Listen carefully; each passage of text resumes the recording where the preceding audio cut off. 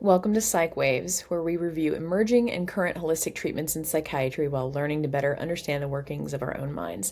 I'm your host, Dr. Teresa Anderson, owner and practicing psychiatrist at the Anderson Clinic in Cincinnati, Ohio.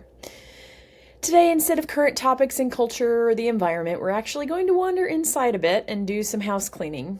Today, we're discussing disappointment.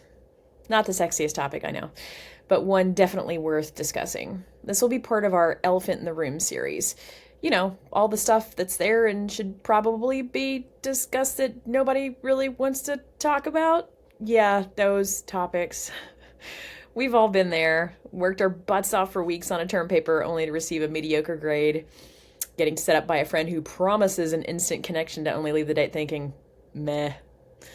Coming in early and staying late and putting in 110% at your job only to lose the promotion to the brown noser the next cubicle over. You had so much hope going into the project, date, meeting, assignment. You anticipated all the good things, a good grade, the beginning of a fantastic relationship, the next step up on the corporate ladder, but instead of all the good things, you didn't get jack. So what now? First of all, this is not even close to the end of the story.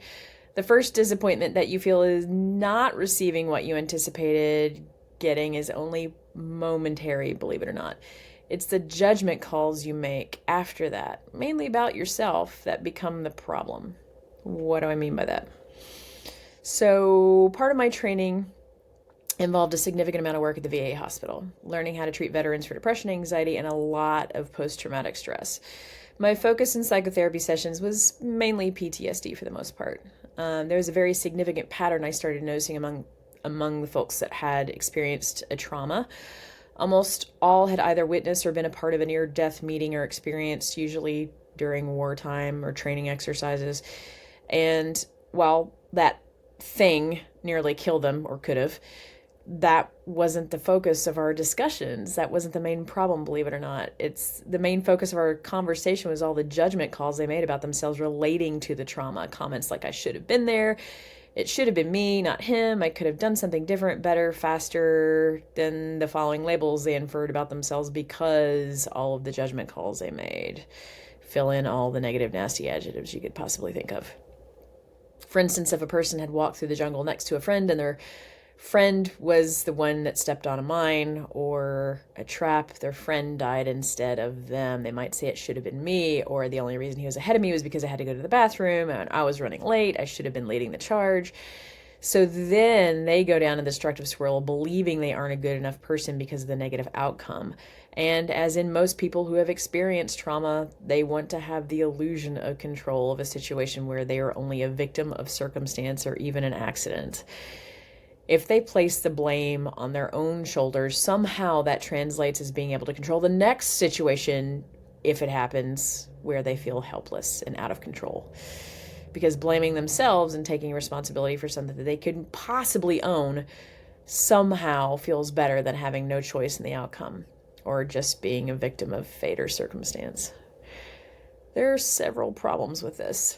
One is that unless you're clairvoyant, you couldn't possibly know the outcome of the future.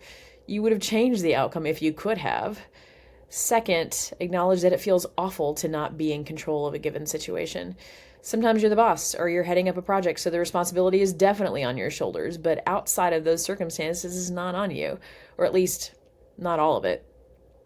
Third, you're the same person you are going into the situation as coming out of it. Some people might argue with this last statement, but the only thing that has changed is your perspective. I don't say that lightly or to minimize anything that could have happened to anyone, but you anticipated an outcome, and most people hope for a positive outcome, and that outcome, for whatever reason, was a surprise and not in a good way. That outcome could be exactly the opposite of what you hope for or desire. You projected an outcome into your hope for future. That outcome didn't come to pass, and because it didn't, you're now labeling yourself as the main problem, which in reality, maybe not. Then labeling yourself with negative adjectives to coincide with your negative outcome. While it is most definitely important to take ownership of your appropriate amount of responsibility in a given situation, it's also really important to recognize that when there's absolutely nothing that could have been done to change a given outcome, And you taking responsibility for something that was never yours to begin with can only prove detrimental to your emotional well-being. Another word for that is called self-flagellation, by the way. A healthy version of taking ownership looks a little something like this. Something happens you didn't want to have happen, a perceived bad outcome, so to speak. You experience disappointment, which is a normal reaction. But instead of blaming yourself for the entirety of a situation, here's where you have to pause and take a deep breath and look from an outsider's slightly emotionally disconnected point of view once you're out of a state of fight or flight, that is. Buddhist meditators call this the observer, by the way. Ask yourself this from a more objective point of view. What part of this do I need to take ownership of? What role did I have to play? Sometimes it's 100%. Own it, if that's the case. Use it as a life lesson so you won't make that same mistake again. Sometimes you have 50% ownership. So there's another person or people involved who play a part and they have to take ownership of their decisions and actions, we hope. Sometimes it's zero. Sometimes you're an unfortunate victim of circumstance or accident. You were in the wrong place at the wrong time, or the robber picked you for a snatch and grab, or the semi-truck didn't see you at the intersection, or it was your friend who stepped on the trap.